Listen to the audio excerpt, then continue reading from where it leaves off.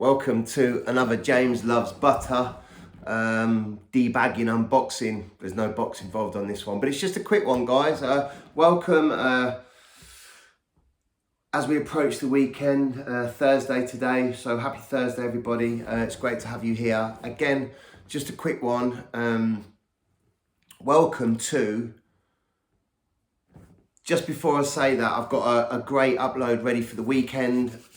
It's going to be a long one. It's going to be titled My Last Drink, I believe. I think that's where we're going, and there's a whole story around that I'm going to give you, so looking forward to that. Anyway, today, welcome to the wonderful world of Ralph Lauren. On the way back from work today, I cut through Selfridges, as you know that I'm known to do. And if I'm honest, I wanted to get something, just cheer myself up a little bit.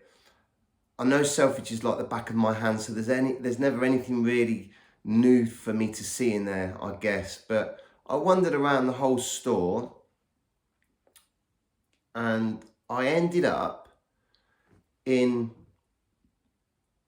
check out girls' fashion too, so I ended up on the girls' floor on the far side, and what they've got is a little concession of another shop based in Birmingham selling some vintage clothing, namely some vintage Stone Island, some vintage, what else was there, Versace, and I noticed this top and it caught my attention, and I thought, that's my green, Bottega Veneta green, absolutely wonderful and fantastic. So again, this is not going to be a long one. I just want to show you what I picked up today from Selfridges in the vintage section. I'll show you it. Made by Ralph Lauren, the purple label, so it's the highest quality, the finest quality, of course. James Loves Butter. The bag is coming out of the bag, out of the bag, out of the bag. Look at that, instantly the green, it pops, it strikes the screen like a green hornet. It's a sweater. It's just beautiful. Beautiful, classic, preppy. Let me just do the zip up a little bit. Purple label, fine detailed. Ralph Lauren. I feel like a bit, Kanye West, the college dropout, so to speak. If you see Genius, it's not too bad on Netflix. The second episode particularly was good. The first was good. Not so much into the third, but the first two, particularly the second one, I was really pleased with, really enjoyed. So there is the classic, preppy, college dropout, Ralph Lauren sweater of dreams. Absolutely beautiful. Vintage, but fantastic condition. Just absolutely, I love it so much. So nice. That's it really. I just wanted to show you the Ralph Lauren and just talk about what's coming up over the weekend. I've got a great story for you. A lot of roller coasters. Somebody else mentioned that last time I did a video, I didn't mention the books that I had. I changed the books around. So I'm going to give you some books.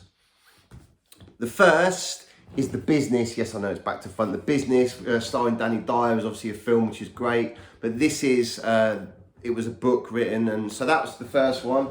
The second one is I Heard You Paint Houses, the biggest hit in mob history, which is about the Jimmy Hoffa hit.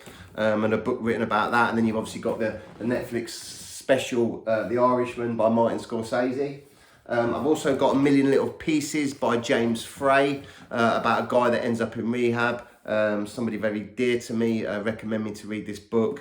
In fact, during the first part of lockdown, I suggested my mum and my sister read this book, and we did a little book club, and we all read together and fed back on it. And we've all got different perceptions or perspectives of my own journey in addiction and coming out the other side and going to rehab. So it was very personal, but it was interesting to everyone have their different insights and perspectives. James Frey, A Million Little Pieces. It's visceral and guttural, absolutely fantastic. The next one is The Serpent by, it's The Life and Crimes of Charles Sauvage. It was actually a BBC iPlayer, or BBC that's now on iPlayer, series, True Life, about Charles Sauvage. He was also known as the Bikini Killer. Watch it on iPlayer. The book's fantastic, a little bit more detail, but a fascinating case and story. a book that my friend gave me recently. He was a friend called Andrew, a dear friend, and it's called The Book of Joy. His Holiness the Dalai Lama and Archbishop Desmond Tutu.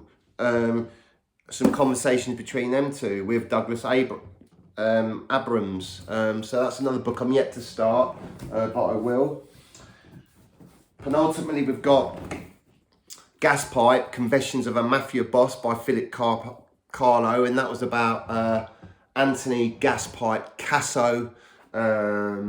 He was a capo in the Lucchese faction of the Five Families. Very serious guy who's doing multiple life sentences now. A fantastic book, gruesome and riveting and bloody fascinating, I must say. And finally, we are going to